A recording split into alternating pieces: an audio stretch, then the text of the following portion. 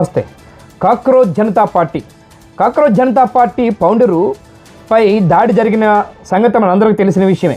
కానీ ఎవరైతే అడుగుతారో, ఎవరైతే గర్జిస్తారో, ఎవరైతే ప్రశ్నిస్తారో, ఎవరైతే దేశంలో తప్పు చేసిన వాళ్ళని నిందించినటువంటి వాళ్ళపైన వాళ్ళు ఎవరైతే ప్రశ్నించి అడుగుతారో వాళ్ళపైనే ప్రతాపం చూపిస్తారు కొంతమంది రాక్షసానందం పొందినటువంటి నాయకులు. అట్లాంటిదే సంఘటన జరిగింది. Cockroach Janata party founder Abhijit దీప్కపై దాడి చేసిన 5 నిందితులను పోలీసులు రిలీజ్ చేశారు.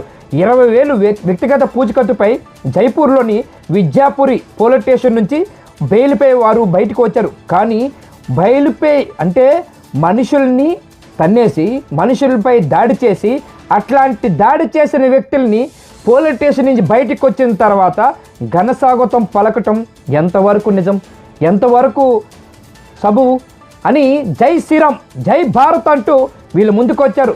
దీంతో అక్కడ చూడొచ్చు, మనం ఎక్కడైనా ప్రశ్నించేటప్పుడు, ఎవరినైనా అడిగేటప్పుడు, ఏదైనా జరిగేటప్పుడు ఇక్కడ ప్రశ్నిస్తూ దేశంలో ఎట్లాంటి తప్పులు జరిగినా ధర్మేంద్ర ప్రధాన్ తప్పు చేసిండు కాబట్టి, ధర్మేంద్ర ప్రధాన్ విద్యాశాఖ మంత్రిగా తప్పులు జరిగాయి కాబట్టి, పేపర్ లీకేజీల దగ్గర నుంచి అన్ని విధాలుగా తప్పులు జరిగాయి కాబట్టి ధర్మేంద్ర ప్రధాన్ రాజీనామా చేయాలని కాక్రోచ్ జనతా పార్టీ అంటే ఈ దేశంలో ఉన్న యువత అంతా కూడా రోడ్డు మీదకి వచ్చి అడుగుతున్నాయి. అడిగినందుకు దాడి చేస్తారా?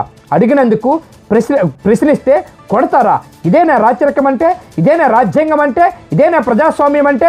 ప్రజాస్వామ్యాన్ని కూని చేస్తూ నిజంగా ఎవరైతే కుట్టారో, ఎవరైతే తిరగబడ్డారో, ఎవరైతే దాడి చేశారో వాళ్ళని జైలు నుంచి అంటే స్టేషన్ నుంచి తీసుకొచ్చి వాళ్ళకి మద్దతు తెలుపుతారా?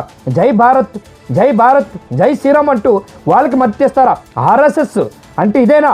మీ ఆర్ఎస్ఎస్ పుట్టించింది దీనికోసమా అని ఈరోజు దేశంలో ఉన్నటువంటి కాక్రోచ్ యువతంతా రోడ్డు మీదకి వచ్చి ఇదే మాట్లాడుకుంటున్నారు. అంటే ఒక ప్రశ్నించే వారిని ప్రశ్నిస్తూ ప్రజల కోసం పోరాడుతున్న వాళ్ళని, ప్రజాస్వామ్యాన్ని కాపాడదామనుకున్న వాళ్ళని అసంబద్ధంగా ప్రజాస్వామ్యాన్ని కూని చేస్తూ దాడులు చేస్తారా?